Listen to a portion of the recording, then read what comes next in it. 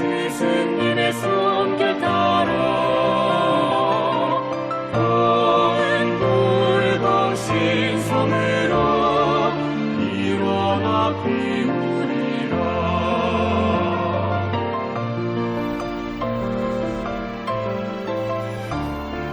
반갑습니다. 오늘 시간에는 소태산과 여성 10대 제자 두 번째 시간을 가질까 해요. 오늘은 4타원, 5타원, 6타원 선지님에 대해서 알아가는 시간 갖겠습니다. 4타원 이원화, 이 발행인애라고 불리웠는데요. 4타원님의 큰아들 연옥이 어린 시절 불렀던 이 발행이, 그래서 발행이라고 불렸습니다. 발행이는 들풀인데, 한해 살이 들풀인데 밭독이나 길가에서 흔하게 볼 수 있죠. 땅 위를 기면서 이 줄기 밑부분에 그 마디에서 새 뿌리가 나와 아주 빠르게 퍼져서 농사꾼들에게는 경계 1호의 잡초입니다. 이 잡초처럼 강하고 질기게 살라는 의미로 붙여준 아명인데, 이름값을 못하고 발행이는 19세 나이로 열반을 결국 하게 됩니다. 사타원님 구술한 기록을 보면 어린 시절 1844년 나주 영산포 출신이라고 해요. 흉년이 들던 어느 해 집 앞에서 놀다가 4살짜리 무남동녀 여자아이는 엿사준다는 남자의 등에 업혀서 사라졌다가 9살 무렵 김진사라는 양갓집의 수양딸로 입양되었다고 합니다. 17세 되던 해에 장성사람 문씨와 결혼해서 이 발행이를 낳고 살다가 23살 되던 해 남편 문씨가 병사해서 홀몸이 되었습니다. 다행히 수양어머니 친정에서 살다가 다시 주변 소개로 대장간을 하는 박씨와 살림을 차려서 영광으로 이사를 하게 돼요. 여기서 이제 둘째를 낳습니다. 그런데 이제 살기가 또 힘들어져서 발행인에는 외가가 있는 길룡리 노루목에 가서 이렇게 대장간을 거기서 차려서 운영을 했는데, 이게 또 결국에는 어려워져서 남편 박 씨는 처자식을 두고 집을 나가버렸다고 합니다. 발행인에는 가장 낮은 밑바닥에서 겨우 숨이나 쉬면서 살고 있었고, 은인 같은 수양 어머니도 결국엔 여의자, 연고가 없던 차에 이승에 남은 신랄 같은 그 끈아풀이 바로 수양 어머니의 오빠 김성서였습니다. 이 김성서는 소태산 대종사님의 부친 박성삼과 막연한 친구 사이였죠. 그 외삼촌은 조카와 딸린 아이들이 걱정이 돼서 이제 대종사님 어릴 적 이름이 처화잖아요. 이 처화에 붙인 박성삼의 열반 후 박성삼의 기대와 희망을 한 몸에 받았던 아들 처화도 마음을 잡지 못하고 읍내 부자의 채무에 시달리는 것을 딱히 이렇게 또 여기셨다고 합니다. 이제 그러다가 덕성 있고 음식 솜씨 좋은 혼자 사는 조카 발행이네와 그 주막을 차려서 돈도 벌고 또 채무에서도 벗어날 것을 생각을 했죠. 또 처와도 거절을 할 처지가 아니었습니다. 그래서 김성서는 귀영바위 앞 길가 흙구덩이 그 터에 오두막을 넣고 또 양식 몇 마를 대줘서 주막을 차려줬다고 해요. 꽤 난데없이 차려진 주막은 길룡리 앞길을 오가는 사랑방이 되었습니다. 거기가 지금은 영산 성지고등학교 바로 앞이죠. 당시 흥했던 법성포로 나가기 위해서 이제 숯이라든지 장작다발 이런 짐을 지고 나루터로 가는 행인들이 빈번했고 꽤나 번성했다고 해요.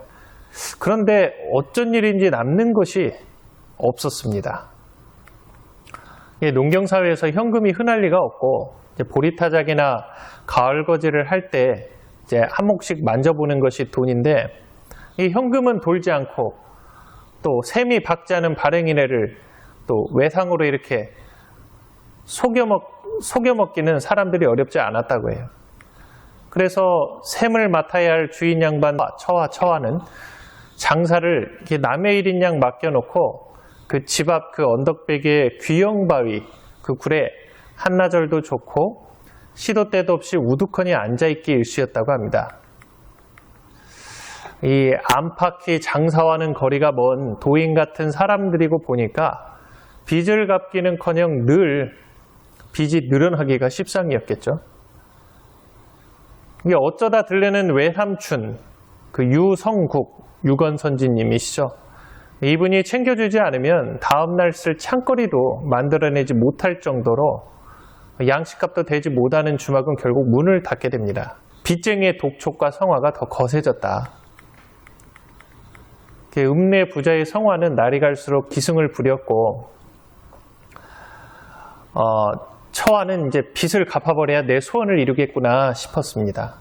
그래서 입에서는 이 일을 어찌할 거가 탄식처럼 흘러나오게 돼요. 발행인은 빚독촉에 시달린 그 처화의 탄식이려니 싶었는데 처화의 고민이 거기에 머물러 있을 리가 없었습니다. 빚쟁이가 매일 드나드는 바람에 빚 독촉을 안고서는 수건을 이룰 수 없다고 생각한 그 처화에게 그 외삼촌 유성국의 친구 이인명 이순순 선지님이시죠. 네, 이 이사님이 이 장사길을 간곡히 제안을 또 해요. 그래서 이인명은 처화에게 장사 미천으로 이 보리 석섬을 대주기로 하고 배편까지 마련을 해서 그 파시 행차를 나서게 됩니다.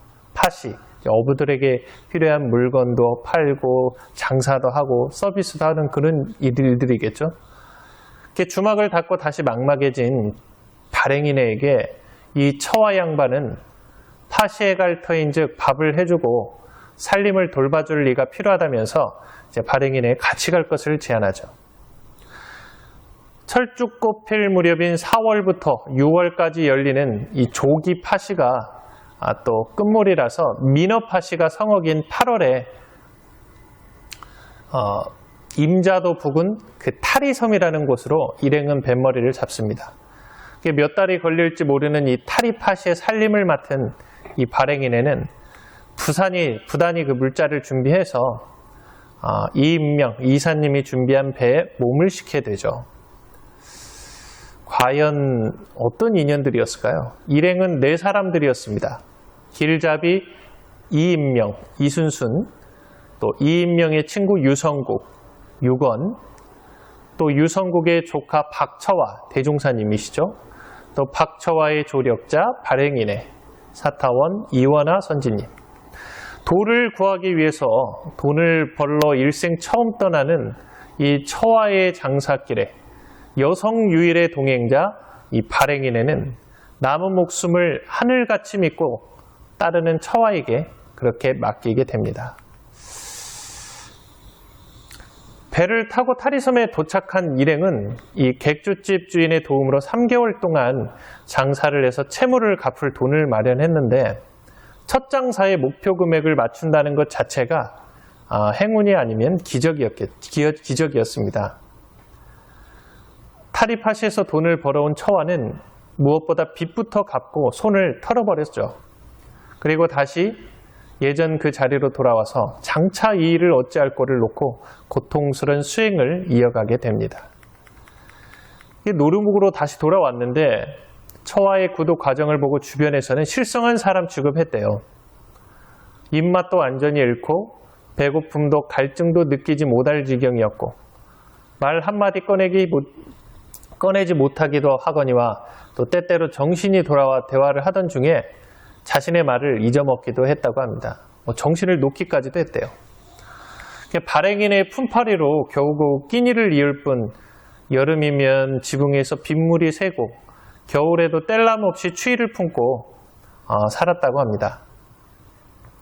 우두커니가 되어 이 일을 장차 어찌할꼬 하며 입정에 들어버리는 그 처사 양반이 발행인에게는 귀인이고 성자였습니다. 이 두 아들을 거두기도 힘든 상황을 감안을 하면 그 발행인의 신심과 그 정성은 하늘에 닿는 듯하다고 이렇게 표현을 할 수 있지 않을까 싶어요. 발행인회가 품팔아서 마련한 그 보리밥을 한술 뜬 채 한나절 동안 입정 산매에 들어서 꽁보리밥은 결국 파리들의 잔칫밥이 되었다는 그런 일화도 있고, 또 귀영바위 가는 길에서 소변을 보다가 수습할 새도 없이 우뚝 선 채로 한나절을 흘러보낸 또 그런 일화, 또 선진포 나루터 입정산매, 그 당시 마을 사람들 눈에는 분명 이 사람이 실성한 사람이다 이렇게 보였겠죠. 행동도 이상하고 또 온몸은 종기가 가득해서 고름이 흘러내렸고 또 해수증으로 기침을 달고 살았다고 합니다. 영양실조에 화병으로 기골이 장대했던 모습은 간대없고 차마 눈뜨고 볼 수 없는 폐인 취급받으면서 노루목 집 근처 사는 사람들이 꺼리는 그런 곳이 되었다고 해요. 발행인에는 노루목집 샘에서 정성 들여서 기도를 했습니다. 하루는 처화가 이 모습을 보고 물었어요. 발행인에는 뭔 기도를 그렇게 올리는가? 망궁양반 고울원님 되시라고 기도했어라오. 허허, 고울원님이 맞아? 이왕이면 온 세상을 구제하는 사람 되라고 빌어야지. 그런데 기도가 효험을 발휘한 것일까요? 병진년 음력 3월 26날 4월 28일이죠. 그 수많은 날을 스스로 시험하고 또 갖은 방법을 동원해 알고자 해도 아무 일이 일어나지 않았던 그 일이 모든 것을 포기하고 놓아버린 그런 자리에서 일어났습니다. 완전한 탈바꿈인데 발행인에는 이 대종사님의 대각을 가장 가까운 곳에서 가장 빠르게 보신 분이다. 그래서 구우동으로 달려가서 십타원 양하온 사모님에게 이 사실을 알린 것도 발행인이었다고 합니다. 대종사님께서 방언공사를 진행할 무렵까지 구호동 본가 그리고 도뜨레미 제각을 오가면서 이시 제각을 오가면서 지냈는데 그 도뜨레미 제각에서 최초 법어가 나오고 또 구호동에서는 교화의 방편으로 7일간 태울주 치성을 드리기도 했죠. 태울주 치성을 통해서 사람들은 드디어 박처화가 도를 얻었다고 믿기 시작했습니다. 원기 3년 방언공사가 시작됐는데 사타원 이원하 선지님은 쓰임새는 더욱 커졌어요. 대종사님께서 원하가 나무를 조물락거리면 구수해지네 뭐 이렇게 말씀을 하셨다고 하는데 음식 솜씨를 이렇게 인정을 하셨죠. 그리고 이제 조합을 하고 방언공사를 시작하면서 이제 사타원님에게 방언공사 뒷바라지를 맡기게 됩니다. 그 방언공사는 1년 만에 기적같이 진행이 됐죠. 음식 솜씨는 말할 것도 없고 셈없는 인심이 더해져서 그 사타원님이 있는 곳은 언제나 분위기가 훈훈하게 살아났다고 합니다. 이 무렵 사타원님은 또 개인의 가족사의 어려움도 겪었습니다. 방언공사가 마치고 19살 먹은 맏아들 발행인회가 또 열반을 하고 그리고 작은 아들마저 이제 전 남편이 데리고 가버려서 사타원님은 이제 마음가지 둘 곳이 없게 된 상황인데 그 자식 잃은 어머님의 심정은 어떻게 말로 표현할 수 없겠죠. 아무리 수양력이 높아도 그리고 둘째 아들마저도 그렇게 떠나보냈는데 얼마나 적적하셨을까 생각이 듭니다. 그 내변산 실상초당에 또 얼마간 있던 사타원님은 최도화 선지님, 삼타원님이죠. 있는 산제당이라는 곳으로 갔다가 대종사님의 지시로 이 전주로 이사를 하는 전흥광 선지님의 가족을 돕기 위해서 전주로 갔다고 합니다. 그래서 전주에서도 또 한 3년을 또 지내셨고 전흥광 선지님 일가가 익산 총부로 이사함에 따라서 같이 이렇게 따라갔다가 또 참례를 했다고 해요. 하선에. 대종사님은 여성 제자들을 훈련시키기 위해서 부단히 노력을 하셨는데 성객으로 참여한 그 사타원 이원하 선지님도 설교는 피해갈 수 없었다고 해요. 대종사님은 여성들의 부끄러움을 배려해서 이제 발을 쳐서 가려줬는데 비위가 좋은 사타원님은 열흘 내 외운 내용을 더듬더듬 해놓고 들어와서 울었다고 합니다.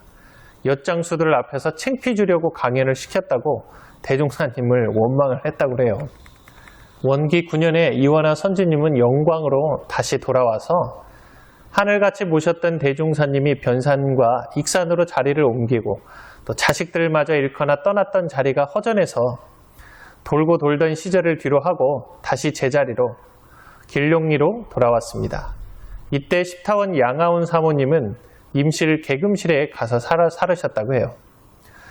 이후에 40여 년 동안 한결같은 자세로 영광지부 감원으로 살았다고 합니다. 길룡리 주민들은 이원화 선지님의 말이라면 정겹게 받아들였고 한결같이 그 양반보다 덕 많은 사람 못 봤다. 그 양반 말 한마디 귀에 거슬리는 소리 없고 비록 얼굴은 얼었지만 보기에 좋았다라고 그렇게 평을 하고 있습니다. 음식 솜씨가 남달랐다는데 영산에 있을 때 부지런히 몸을 놀려서 담근 그 김치독과 또 물김치동이가 창고를 가득 채웠다고 해요. 당시 영산학원, 지금 영산선학대학교 그 여학생들은 밤에 몰래 마셨던 김치국물의 손맛을 잊지 못한다고 합니다. 그 영산의 논과 밭, 그리고 모여드는 후진들, 또 마을 사람들을 추스리고 두드려가면서 그 큰 살림을 40여 년이나 편하지 않게 해냈습니다.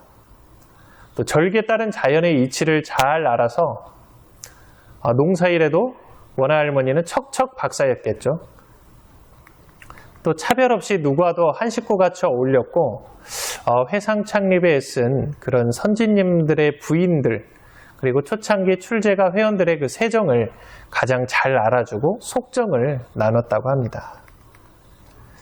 대종사님이 이제 죽을 고생을 넘기면서 구도를 하실 때 바로 옆자리에서 지켜보신 분이죠.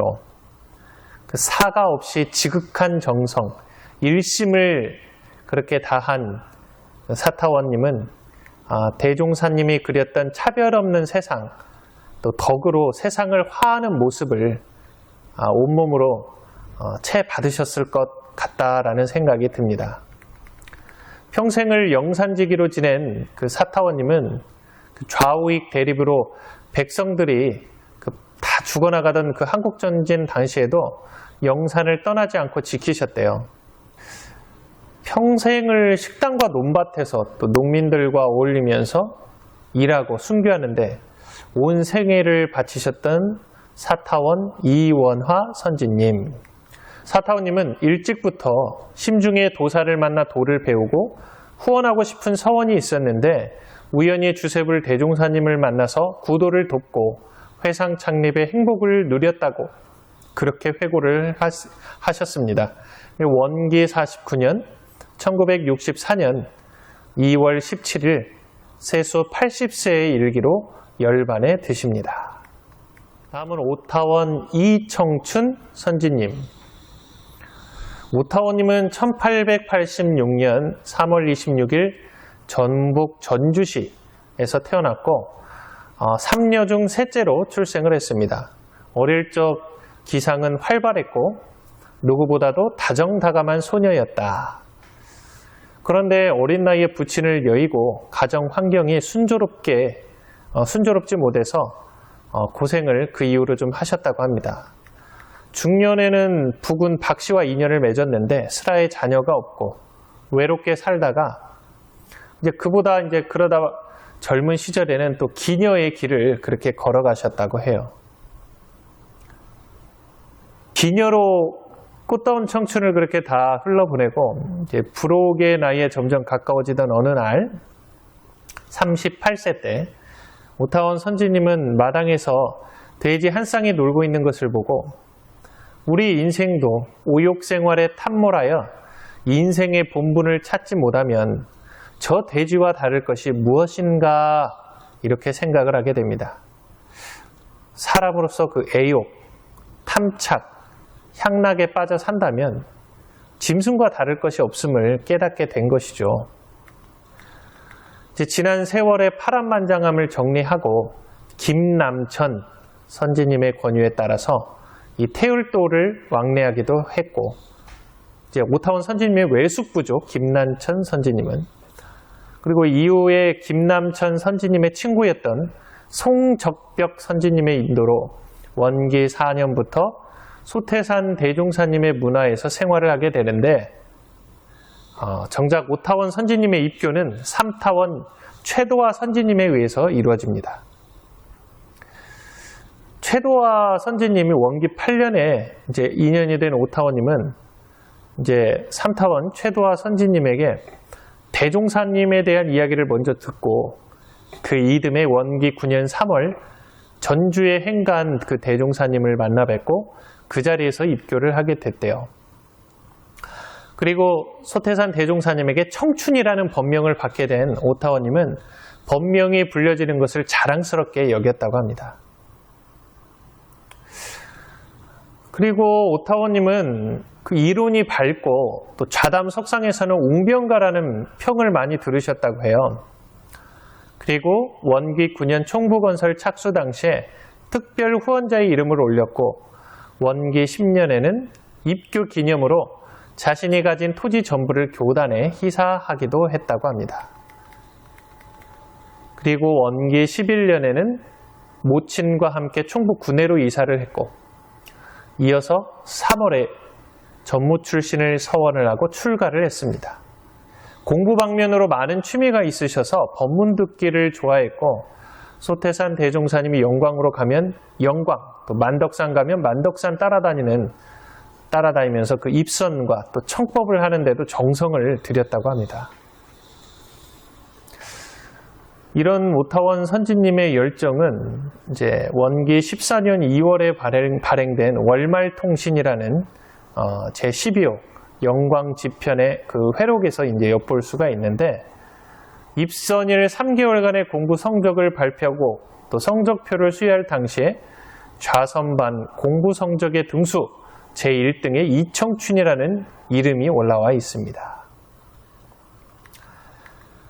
그렇게 또 30계문을 지키기 위해서 노력을 열심히 하셨는데 오타원님에게도 딱 한 가지 떼지 못한 것이 있었습니다. 그것은 바로 담배. 오타원 선지님 열반 후 기록된 그 글을 보면 30계문 떼는데 노력하셨으나 속병으로 말미암아 담배를 끊지 못하며 늘 심중이 불안해서 별별 수단을 다 써보셨다는 기록이 있습니다. 이에 대해서 대종사님과 주고받은 오타원님과 이러한 편 소개를 해드리면 전주에서 이제 총부로 이주를 해와서 살면서도 세상에서 익힌 담배를 끊지 못하고 계속 폈습니다. 그에 대종사님께서 엄히 주의를 주셨죠. 이곳에 와서 담배를 못 대면 쓰겠냐? 이 말씀을 받던 그 오타원님은 금연을 하기로 결심을 하고 방문을 걸어 닫고 칩거하면서 문구멍으로 새끼밥을 이렇게 들여놓고 먹으면서 담배를 끊으셨다고 합니다. 그래서 후일에 구류, 이제 감옥처럼 갇혀 있는 거죠. 구류 살고 담배를 끊었다. 이렇게 말씀을 하십니다. 오타원 선지님의 상징적인 활동을 다시 말씀드리면 첫 번째는 불법연구의 창립 발기입니다. 원기 9년에 불법연구의 창립을 준비할 당시에 7명의 발기인 중 여성 유일의 1인이었다고 합니다. 그리고 오타원님은 산업부 창립단, 그러니까 재정 관련한 그런 당시에 조직할 당시에 발기인 단원으로도 함께 참여를 했는데 이때도 발기인 8인 중 여성은 이청춘 선지님과 최도한 선지님 둘뿐이었다고 해요. 원래 그 산업이나 경제 부분이 보통 이 남성적 이미지가 강하고 또 실제로도 남성들이 주로 활동하던 영역이었다는 것을 상기해 보면 이런 영역에 두 분을 포함시킨 것은 분명 이분들이 이쪽에 밝으신 분들이다라는 생각을 해봅니다. 그리고 오타원님은 불법 연구의 초기 익산 총부의 유지를 위해서 많이 이렇게 희사를 하셨고 전주교화 기반을 마련할 때도 사제를 많이 희사를 하셨습니다. 정규 학습 과정을 거치지 않았음에도 또 학식과 문예 등의 소질이 있으셨다고 해요. 그리고 두 번째는 중앙총부 유지 건설에 아주 큰 역할을 하셨다. 원기 9년 3월 전주에서 이제 불법연구회 창립 준비를 이제 의논할 당시에 총부 기지에 대해서 이제 대종사님께서 말씀하시죠. 이리, 그 당시 익산의 옛날 이름이 이리인데 이리 부근은 토지도 광활하고 교통이 편리하여 무산자들의 생활과 각처 회원의 내왕에 편리할 듯하니 그곳으로 정함이 어떠하냐라고 의견을 묻습니다. 제 제자들이 찬성하자 원기 9년 4월 29일 이리 부근의 보광사에서 절이죠. 불법연구회 창립총회를 열고 새 회상을 공개하게 됩니다. 창립총회 후에 대종사님과 각지 대표들은 이리 부근을 직접 다니면서 결국 기지를 지금 총부가 있는 신룡리, 북일면 신룡리로 정하게 됩니다. 그래서 서중한 선지님의 그런 대금, 건축비 일부, 의연금, 또 각처 회원분들에게 모인 의연금으로 총부 본관 건축공사에 착수를 하시죠. 오타원 선지님도 이때 특별 후원자 명단에 이름이 올라와 있습니다. 얼마나 큰 돈을 희사를 하셨냐 하면 땅을 희사를 하셨다는데 대종경 실시품 26장이죠. 이청춘이 대주 자웅에 노는 것을 보다가 마음에 깊이 깨친 바 있어 세간 향락을 청산하고 도문에 들어와 수도에 힘쓰던 중 자기 소유 전부를 이 회상에 바치려 하는지라. 대종사님 말씀하시기를 그대의 뜻은 심히 아름다우나 사람의 마음이란 처음과 끝이 같지 아니할 수 있으니 더 신중히 생각해보라. 여러 번 거절하시니 청춘은 한 번 결정한 마음에 변동이 없을 뿐 아니라 대종사의 여러 번 거절하심에 더욱 감동해서 받아주시기를 굳이 원하거늘 대종사님께서 드디어 허락하심에 덕을 쓸진데 천지같이 상없는 대덕을 써서 영원히 그 공덕이 멸하지 않도록 하라. 그 희산 토지의 규모가 논 70여 두락이었대요. 그래서 두락은 이제 마직이라고도 하는데 논밭 넓이를 측정하는 단위죠. 일반적으로 한 두락을 계산할 때 논은 대략 200평인데 밭은 대략 300평이라고 합니다. 그래서 단순한 이렇게 곱하기 셈법을 봐도 14,000평이나 되는 그런 큰 규모죠. 그래서 아마 대종사님께서도 더 신중하게 생각해보라라고 말씀을 하신 이유가 있지 않을까 생각이 듭니다. 또 전주교화의 그 큰 역할을 하셨는데 원기 19년이 될 때까지 저희 원불교가 어디 지부는 언감생심이고 뭐 제대로 된 교화의 장조차 마련되지 않은 상황이었죠. 이때 오타원 선지님이 원기 20년에 자신의 고향인 전주 지역에서 본격적인 교화를 하기로 서원하고 남은 재산을 모두 털어서 이제 전주 노송동에 가옥을 마련하셨다고 합니다. 불법연구의 전주회관이라는 간판이 붙은 가옥을 마련한 이 전주 지부는 이제 같은 해 5월에 교당 설립 인가를 받고 전주교당으로 탄생해서 본격적인 교화 활동을 시작했다고 합니다. 그래서 이곳에서 원기 25년까지 6년간 또 근무를 열심히 하셨습니다. 전주교화가 이제 기지가 마련된 것은 순전히 오타원 선지님의 정성과 노력으로 가능했던 일이었다. 이래도 과언이 아닙니다. 오타원 이청춘 선지님에 대해서 오늘 이렇게 알아봤습니다. 또 대종사님과의 인연이 이렇게 되었구나.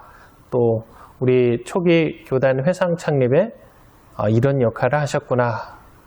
이제 대략적으로 또 이해하셨을 것이라고 생각이 됩니다. 다음은 육타원 이동진화 선지님. 1894년 5월 16일 경남 함양군에서 5남매 중 3녀로 탄생을 했다. 태어나셨죠. 걔 5살 때 부친이 사별을 하고 또 7살 때에 또 진주 우부로 또 출가한 형님에게 가서 14세까지 양육되었습니다. 그리고 친척집에서 지내다가 서울 18세 때 구왕공 종친인 그 완순군의 차남 이규용 씨에게 이제 첩으로 이렇게 출가를 하게 되시죠. 물질적으로 아쉬움이 없이 풍족하게 지냈지만 주위 환경이 뜻에 맞지 않아서 극도의 이런 신경쇠약과 위장병 그리고 두통으로 고생을 하셨다고 합니다. 원기 9년 1924년 4월 4일 이제 당주동 경성 임시출장소에서 이제 원불교에 입문을 하셨는데, 그리고 이제 7월에 만덕산으로 대종사님께 이제 찾아가죠. 선을 또 날고 계시고, 그 원기 9년 대종사님은 삼타원 그 최도화 선지님을 길잡이로 해서 지금 이제 현재 염청교 아래 거기서 이제 내리셔서 숭례문 근처의 그 태평여관에서 또 일숙하시고, 또 그 박사시화 선지님의 조카 그 성성원의 집에서 2, 3일 동안 이제 유숙을 하게 되시죠. 그래서 일행인 그 서중한 선지님의 주선에 의해서 당주동의 경성 임시 출장소를 이제 마련을 하게 되는데, 이곳에서 이제 박사시화 선지님, 일타원님에 의해서 북촌에 살던 그 군가의 여인 이동진화, 이분을 소태사님에게 안내하게 됩니다. 그래서 최도화 선지님이 계셨고, 또 박사시화 선지님이 계셨고, 또 박사시화 선지님에 의해서 이동진화 선지님으로 이런 연원관계가 이어지게 되죠. 소태산 대종사님은 그 박사시화의 인도로 찾아온 이동진화의 비범함을 보시고 이런 말씀을 건네게 된다고 합니다. 사람이 세상에 나서 할 일이 둘이 있는 것이 아니오. 하나는 바른 스승을 만나서 부처되는 일이고, 또 하나는 대도를 성취한 다음에 창생을 건지는 일이다. 그 말씀이 집에 돌아와서도 떠나지 귓가에 계속 울림이 가시지 않았는데, 이제 이런 생각을 하셨대요. 내 사는 게 꽃병에 든 꽃나무와 무엇이 다른가? 언젠가 시들면 버림받고 말 그런 꽃나무 신세인데.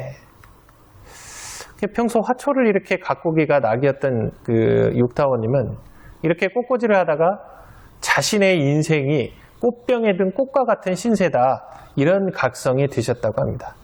이게 인생 일대의 전환점이죠.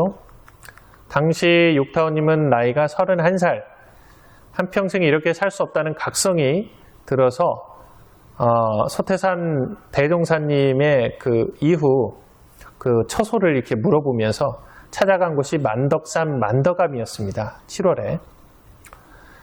이때 대종사님은 이날을 기점으로 해서 법명을 동진화, 동쪽 하늘에 번쩍번쩍 진동한 불꽃이라는 의미로 동진화, 이런 법명을 이제 지어주셨다고 합니다.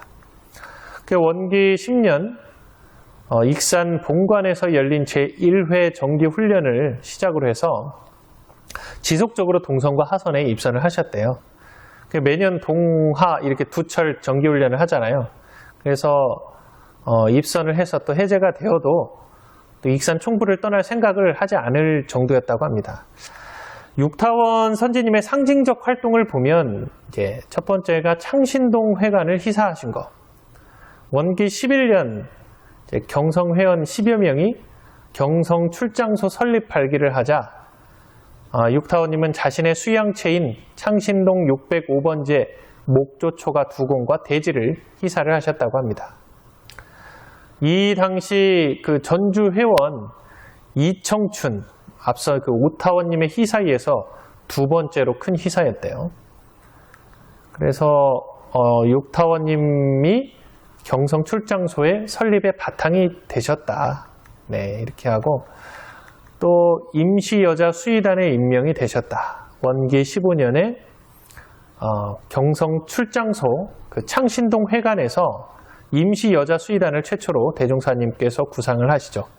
네, 이때 이제 임명이 되셨습니다. 이후에 이제 경성 출장소 이제 교무님이 계시지 않아서 없을 때 이제 대리교무로 또 근무를 잠깐 제가이면서 대리교무로 근무를 하시다가 이제 이후에 가산을 정리하고 어머님 김삼매와 함께 익산 총부로 내려가게 됩니다. 그리고 나서 원기 18년에 정식 출가를 하게 되죠. 그 재봉틀 하나와 그 가산 일체를 다 정리를 해서 4천여 원을 상조부 거기다 맡겨놓고 어려운 회중살림에 사용을 하게 됩니다.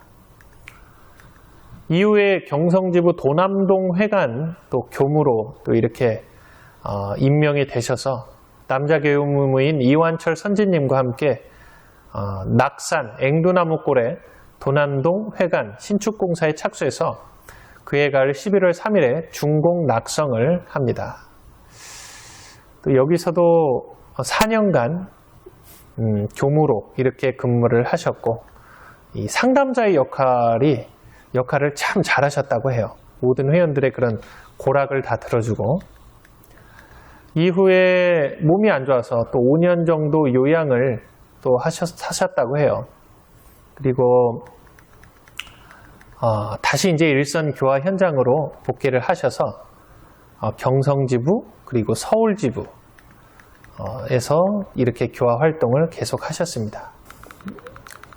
특히 그 서울지부 교무로 근무할 당시에 원기 31년인데 이때 전제동포 구호 사업에 또 후원을 하셨고 이런 와중에 원기 31년 6월에 우리가 그렇게 해서 전제동포 구호 사업에 이렇게 열심히 원불교가 이제 후원을 한 그 공덕으로 이 용광사라는 그 절을 인수를 해서 서울교당을 또 이전을 해서 서울교화의 새로운 정기를 마련한 것이 좀 특징적이라고 할 수 있겠죠.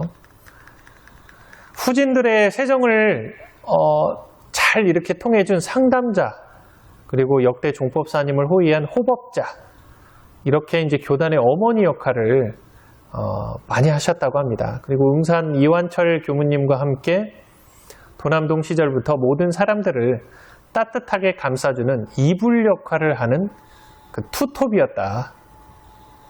그리고 육타원님은 평상시처럼 목욕 재개하고 소태산 대종사님 성탑을 참배하면서 노년의 일상을 보내셨다고 합니다.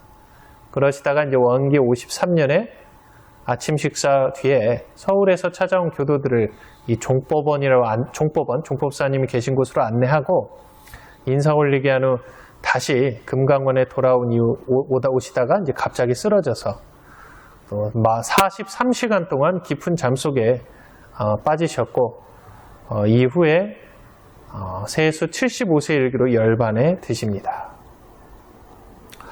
말년에는 총부 금강원에서 수도하면서 교단의 자애로운 어머니로 모든 이들의 존경을 받았다고 해요. 받으셨다고. 특히 젊은 여자 어떤 학원분들의 그 자모로 존경의 대상이 되는 지도인이셨다고 합니다.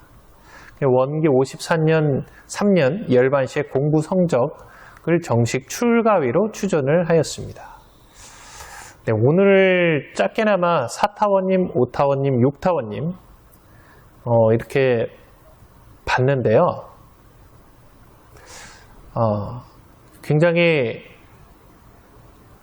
교단 회상 창립에 큰 신심과 정성으로 정말 큰 공적을 맡으신 분들이시죠. 이분들이 계시지 않았으면 지금의 원불교가 과연 존재할 수 있었을까라는 생각이 좀 들었고 또 그 당시 이분들이 대종사님을 향해서 바친 그런 신성심들을 이렇게 지켜보면서 과연 대종사님이라는 분이 어떤 분이셨을까라는 그런 상상도 많이 해봤습니다. 오늘 이런 기회에 또 여성 선지님들에 대해서 또 알아가는 시간을 가졌고요. 네, 다음은 마지막 시간으로 7타원, 8타원, 9타원 선지님에 대해서 또 준비를 하겠습니다. 감사합니다.